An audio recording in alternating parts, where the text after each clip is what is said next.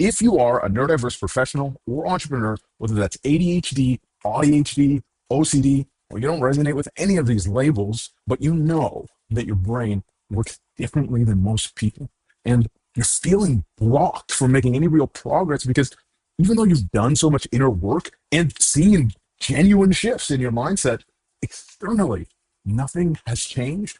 And you're still stuck in what feels like this exhausting loop of effort and self-sabotage, then you're going to want to stay until the end of this video, because I'm going to break down the most important step you're going to need to take in order to resolve this. Welcome back to the Neurodivergent Superbrain series, brought to you by the 25-Hour Day. My name is Colin Respond, internationally award-winning recording artist, entrepreneur, global ambassador for the #1 luxury brand in the world, and most importantly, I did all of this with what most people call ADHD and obsessive compulsive disorder. I disagreed. So I built a business that's helped now over 150 neurodiverse entrepreneurs and professionals rewire their brains from feeling overwhelmed by a lack of time, energy, or clarity to becoming masters at executing their ideas profitably and efficiently, so that they can cut their working hours in half, add an extra $10,000 to $20,000 a month to their income, so that they can enjoy living a fulfilled everyday life in the process. And today I am joined with our guest, Jack. Jack is a neurodivergent professional who, after living in several countries and starting a new career, is now focused on discovering what his role on earth really is. And today I'm going to show him why he is stuck, so that he can be empowered to decide whether or not he wants to permanently remove this barrier from his life today. Of course, we're going to do it while walking backwards. So without further ado, let's bring on our fantastic guest, Jack. How are you doing? I'm doing okay, brother. How are you? I'm excellent. Thanks for asking. Have your submission. We're going to start by just having you read it aloud. I've done deep inner work and I felt real shifts in my mindset and my character, but externally, especially financially as a byproduct, nothing's really changed.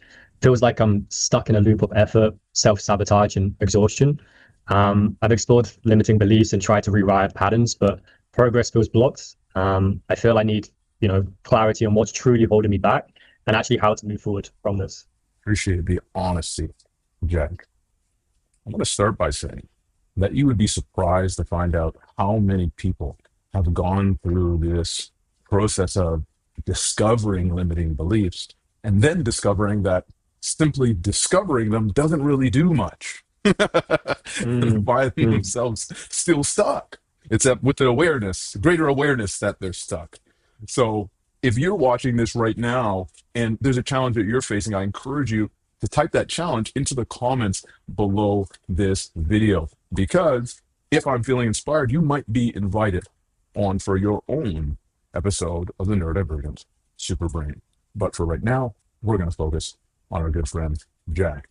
So what I've done is I've isolated the areas of your initial submission. And in order for us to go through these, the first step we need to take is moving my large head out of the way. The second step that we'll need to take is looking at everything that we have communicated that has to do with action. We need to move things into the affirmative.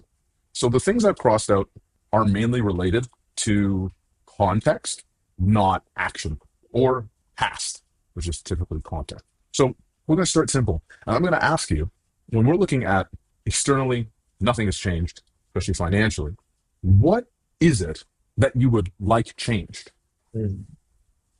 I guess in terms of hitting a financial goal, when I first joined and switched for this career, I had this number in mind, and, lifestyle change, that isn't too much of the concern. I understand that's going to be a huge benefit. And, you don't know what you don't know, and an increase, finances is increase in lifestyle, but really it's just hitting that number. I set myself a goal and I just want to hit it.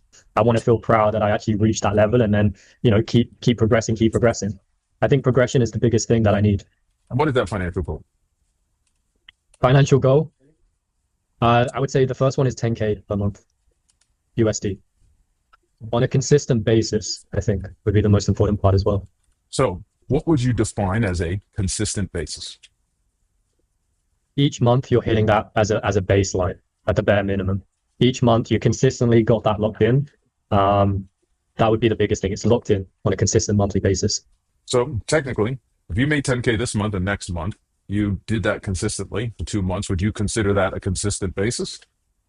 That's a good question. I would say 3 months. If I could lock it in for 3 months, then I would have the belief that that's going to continue that way, because my actions, it's not like a one-off. It's you've hit it once, twice, third time. There's a pattern here. You've locked in certain traits which are required to hit that goal. So I'd say 3 months as a minimum. Okay, amazing. Now, if you achieved this, would you feel that something has changed in terms of what you're specifically looking for here? Is there anything else that you're looking to change, or is that what you mean by this? I think it comes internally, what I feel would change. Like I've become the version of myself that I had to be to get to that next level. I think that's the biggest thing. It's like proof of concept. It's, I don't want to ramble on, but it's almost like I'm doing the actions and I feel a shift internally to some degree, but it's like the proof is in the pudding, right? And I feel that's the biggest thing. It's like, it becomes real. I've actually done it. So would it then be fair to say that as it pertains to this is essentially the only thing we're looking to primarily change? Because if all those other things changed and this didn't happen, would you still feel like nothing has changed? No, I think, yeah, I believe something would have changed. Yeah. But if those things changed, you'd still be specifically looking for this thing to change. Yes, absolutely. So we're clear on the fact that if this changed, but nothing else changed, would you feel like I'm good? As in, if I hit the 10K a month, but internally nothing changed, would I feel good? Yeah, essentially. Um, yeah, I would. But maybe it's my brain. I just can't understand how I would be able to hit that goal if nothing changes internally. And that very well may be the case. That's what we can find out later. But what we really just want to have clarity on is what is the outcome that you're looking to achieve, so that we can truly zero in on that and know that this is what we're talking about. Yep. Definitely 10K a month. I would be happy if I just hit that. And so by doing that, then you would feel proud about your progression and then continue to move on from there. Absolutely. So we're looking pretty clear here in terms of 10K a month for 3 consecutive months. Okay. Feels like I'm stuck in a loop of effort, self-sabotage, and exhaustion. So how would you rather feel? I would rather feel like I'm continuing, consistently making progress. I think that's the biggest thing. Like I'm getting somewhere. Like I take that thing off the box and I'm on to the next one. Boom, boom, boom, boom, boom. I want that almost a rhythm of the beat to progression. Cool. Now, you've explored limiting beliefs. Now, I was going to cross this out, but I left it in there because I wanted you to share with me the polarity of limiting beliefs. What is that? As in what I feel my limiting beliefs are? No. Limiting beliefs holistically as a concept. What is the polarity of that? So, like, what is the opposite of a limiting belief? Would be an empowering belief. So you explored limiting beliefs, but you didn't make any progress with that, right? So what I wanted to know was, why did it feel like you didn't make progress when you explored limiting beliefs? I guess I never got clarity on how to move on from them. What's the actionable items to help me overcome them? So if you had the actionable items to overcome the limiting beliefs, what would you then have instead? Like, what would then be the result? If I had, sounds silly, almost if I had a plan to follow, to remain conscious with the actions I need to take. For me, I'm seeing it as maintaining clarity, just being able to maintain clarity, because you might get clarity and then it sort of fades away. I want to keep that high resolution of the clarity so I can live my life according to it. So clarity of what? Clarity of the actions I need to take to overcome limiting beliefs. Okay, cool. Maintaining clarity of the actions I need to overcome limiting beliefs. Now, we've clarified the polarity of limiting beliefs, which would be empowering beliefs. So The problem with exploring the limiting beliefs is, well, you don't have the actions that you need to overcome them. You just have explored them.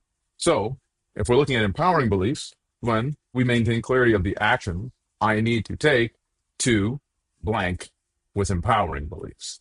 So, we won't need to fill in that blank because you're obviously not going to overcome your empowering beliefs. So, what is it that you're doing with these empowering beliefs? You're installing them. Awesome. Now, you could look at it installing. I think that's fine. That's also in the motion of you, continuously doing that. There are other words that could also resonate with, maintaining clarity of the actions I need to take to embody empowering beliefs, to install empowering beliefs, to behave from empowering beliefs. I don't know if any of those resonate with you or inspired any ideas, but I wanted to offer some ideas as well. Yeah. The embody is a very powerful word. Cool. Progress feeling blocked. What would you like your progress to feel like? Let's go. I want to see consistent improvements, consistent wins, so to speak.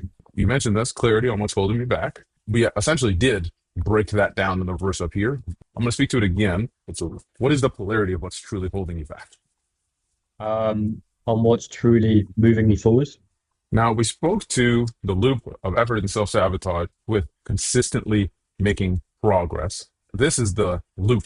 Consistently is the polarity of this loop. And then effort and self-sabotage. Now, effort, making progress, right? There's the correlation here. But actually, there's a lot more that we're speaking to here that we have not addressed. If we look at polarity of the loop, with that cycle being, instead of a cycle, we are moving and we're compounding. Instead of just effort, we're seeing results, being the polarity of just the effort. Now we look at the self-sabotage and the exhaustion. We want to identify those independently. So what would the polarity of being in a state of self-sabotage be? Would be self-development.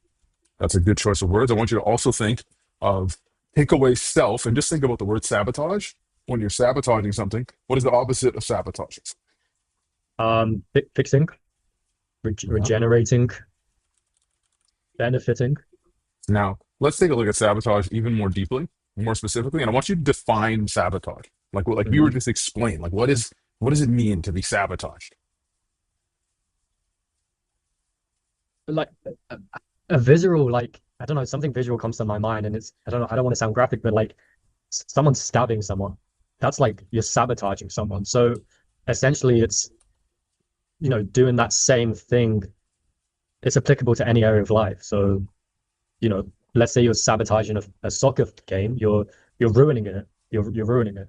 Now, when you think of sabotage, there isn't a right answer or a wrong answer. What's just important is what is going through your mind when you think of sabotage. For example, you could think of sabotage as somebody like conspiring to do something, and that's like okay, I'm going to sabotage this thing. I'm looking for ways to do it.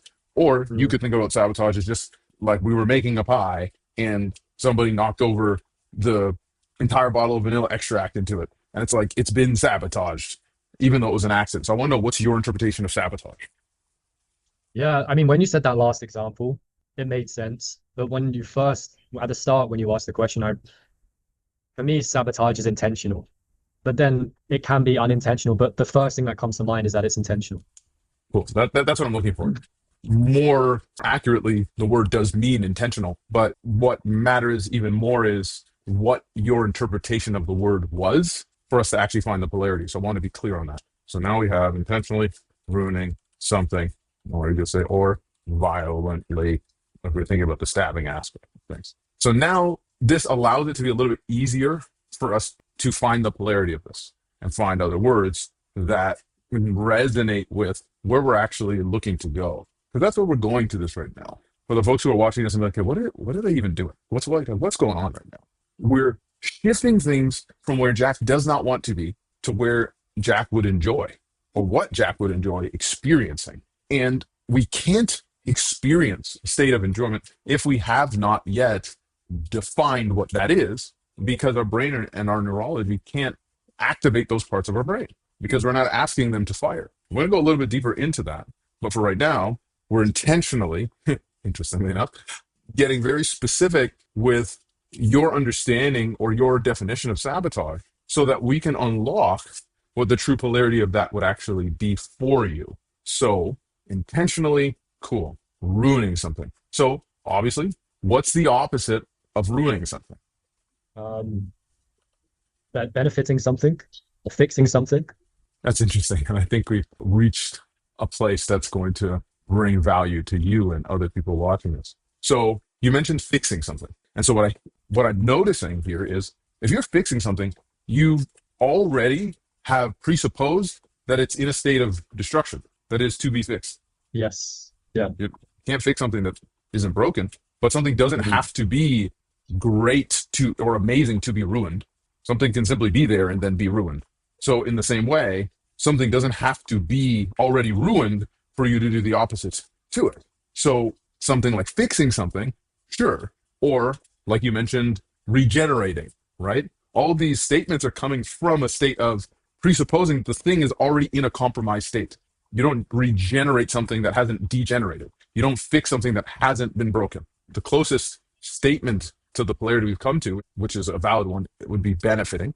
Now, how that links specifically into the context, it's not right on the mark. It's a little bit more simple, right? Instead of intentionally ruining something. Well, let's pull up the thesaurus real quick. I'd like you to do it on your end. I want you to just, even on your computer or your phone, and I want you to Mhm. type in thesaurus.com and pull out some of the words that come up, like antonyms for ruining. Rebuild, repair. Mhm. Any other ones? Um, enriching, richening, uh, development, accomplishment, raising, creation, building, rise, achievement, preservation, formation. That was some of the ones that seem to be the opposite. So when we think about ruining, don't get me wrong. When you think about literally speaking, these are all antonyms of ruining, technically speaking. Some of them relate to the actual emotional polarity of what we're talking about, and some of them don't really, for the reasons I mentioned before. How do we get there? Well, we think about it in its most simple form, man. Okay, ruining. When you're ruining, so what are you doing? You're destroying. Like I said, ruining, destroying, breaking, right? For example. But the opposite of Mhm. ruining something is just making something better. Instead of Yeah. destroying, you are creating, right? Now, this Mhm. one, it's like instead of you're breaking, this one actually does end up relating to the opposite, which was fixing. Or you Mhm. could consider the opposite of breaking to be building, which would be even more accurate. Like instead of breaking, something is being developed. So when you think about this, what is the most resonant in its simplest form? Instead of ruining something, you're just making something better. Are you building something? Are you creating something? Like what resonates? That's the opposite of that. Um, yeah, you're making something better, I'd say. So pretty simple, right? You're just making something better. Mhm. So you're intentionally making something better. That is the polarity of self sabotage. Now, we don't need to have a fancy word for it like self sabotage. We just need to emotionally connect to this in such a manner that our body and brain is familiar with the subject matter. Because when you think of something getting better or being better, you can think of experiences in your life when things got better, or when things were created, or when things were developed or enriched. Like you can actually think, and your brain is familiar with that. Therefore, if those feelings or emotions are assigned to certain subject matter, your brain can start to fire with those two things together. But it cannot fire for intentionally making something better if we tell our brain what I actually don't want is self sabotage. What our brain hears is self sabotage because I don't want self sabotage. But that's not how our brain communicates. It doesn't communicate through the absence of information, it's directing all focus of our sensory faculties to what we give attention to. We have morality as human beings. We'll look at something, say something's good, or we'll look at something and we'll say something's bad. We are deciding that based on our views or values of what is good and bad. The universe is not operating from a good or bad. And if it's not following those rules, well, it could only make its determination in one way, which would be with what is, because it's not looking at what is and then casting some sort of assessment or judgment on the thing. It's just looking at what is for what is. So if you send signals with your brain around what is, and what is the thing you don't enjoy, well, guess what you're going to get? You're just going to get more of what is. Because it's not saying, oh, Jack doesn't enjoy this. It doesn't understand enjoyment or not enjoyment. We need to understand that aspect of things. So when we look at something that is intentionally making something better, now we start to move into the direction of instead of it feels like I'm stuck in a loop, of effort, I am consistently, that's your loop, instead of constantly going in a loop nowhere, we are now consistently going somewhere. And instead of effort, that's not doing anything, we are making progress. And instead of self sabotage, we are intentionally making something better. And then exhaustion. So instead of exhaustion, what's the opposite of feeling exhausted? Energized, energized. There you go. But you see what I'm talking about now? Yeah, It's coming from yeah, the space of everything is already presupposed that there is some state of destruction or some state of moving in the direction that you don't want to be or coming from the direction of the thing you don't want to be. And as much as this is a problem, Jack, the problem is the solution. So I don't want you to look at this and be like, oh, fuck, like I keep doing this and that means I'm fucked. I want you to look at it and be like, oh, wait. I'm actually doing this, but I also now understand what would need to happen for that to not continue to repeat itself. Because you yeah, experienced it right there. The difference between, oh, it's regenerating. Wait, no, it's being energized. Being energized is the opposite of exhaustion. It would be the same as if I asked you, hey, what's the opposite of energized? And you said depleting. It's like, well, like that's not being energized, but that's not the opposite of being energized. That's like action or the behavior or the journey from being energized to not being energized. But that's not the question. It would just be the opposite of being energized is being fatigued or being exhausted. It's actually the end state. Now in this case, we're not talking about something getting better. We're actually talking about yourself because it was self-sabotage. So intentionally making myself better or improving myself, or how would you want to articulate that? yeah. I mean, constantly seeing myself improve. Nice. So you notice how improve doesn't mean that something's wrong. You can be fucking excellent and still improve, Yep. but you can't regenerate unless you've somehow diminished or degenerated beforehand. So seeing myself improve into something better or just seeing myself improve? Into something better. I like that. I never thought about it like that, but I like that. I guess probably sub one better. Maybe, I mean, something works too. Yeah, someone better. Okay, cool. I'm going to bring this up to phase two there. So what's coming up for you? Share with me the first things that come to your mind. Yeah. I was writing down some notes. I think the big thing is focusing on the opposite of what's preventing me, and that the answers are not going to just come like this. It's not like a instant gratification type of thing. It's sort of a complete shift in your mental model, which puts out that message, and then therefore you attract that with the right questions. It just makes a lot of sense. There's a few things like the one thing you mentioned was like having compassion and the broken aspect, and those are two things I'm very heavy on myself on. One is a lack of compassion, and the other one is like, oh, maybe I'm just broken, but it's not. It's the actions I'm doing. It's not ingrained into the system as something that's favorable, and that's really it. Like it's just not having that awareness. But once you start getting that awareness, it's yeah, I can feel the conviction and the energy. Yeah, that was really awesome. I didn't even know what to expect, but just yeah, the way you went through it was really, really cool. A lot to take in. Amazing. Thank you for your time, bro. Thank you. What you may think is the actual problem is not the real problem. Imagine, Jack, if you didn't know how gravity worked and you were at the top of a building and you were like, whoa, there's a building right here and there's a building over there. And I want to be on that building. And so because you don't know how gravity works, you decide your solution is to get to the other side, you're going to just walk through air to the other top of the building. What's the result going to be? Like, it's going to be catastrophic. And it seems so obvious when I use this example because it's a tangible thing that we can see. But these laws exist in the universe. And it's not that you have to be this super brain person to understand this. It's just you have to have some compassion with yourself to realize that you just simply don't right now, just like a baby wouldn't, and would try to do that. And then when you learn, you're like, oh, wait, these are how these laws work. Like, okay, if I want to jump up onto this, sidewalk over here, I'm going to jump up on that. But if I wanted to jump down from a 10-story building, I'm not going to do that one because you know how it works.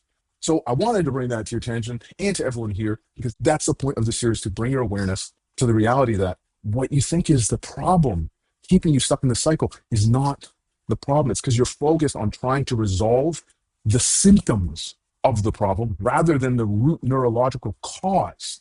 And when you are clear on what the cause is, and you're clear on how these systems work, and realize that they're no more complicated than discovering how gravity works, once somebody tells you, then you can use these things to your advantage, and you would be amazed to see what is possible for you. Because what we just went through in this session is a drop in the bucket. It's like a teaspoon out of the ocean of what is possible for you when you learn to leverage the way that the neurodiverse brain naturally works. So if you're watching this right now and you are tired of spending so much money or so much energy on different coaching programs or on therapy, or spending all this time doing this deep inner work that still leaves you back in the same place you were before, instead of just realizing you have more problems, and you actually just want the result, then I want you to click the link that's in the description of this video.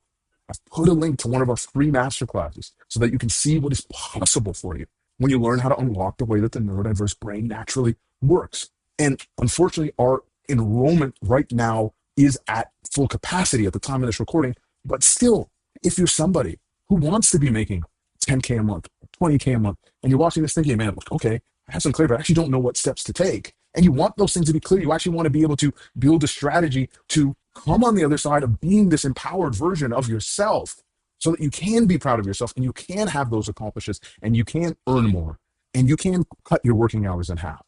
Then click the link and watch the free masterclass, because it is possible for you too, or you cannot. Very powerful, to say the least. A lot to resonate on and look back on, for sure. Until then, I want to say thank you to our fantastic guest, Jack, for his honesty in helping y'all have these realizations as well.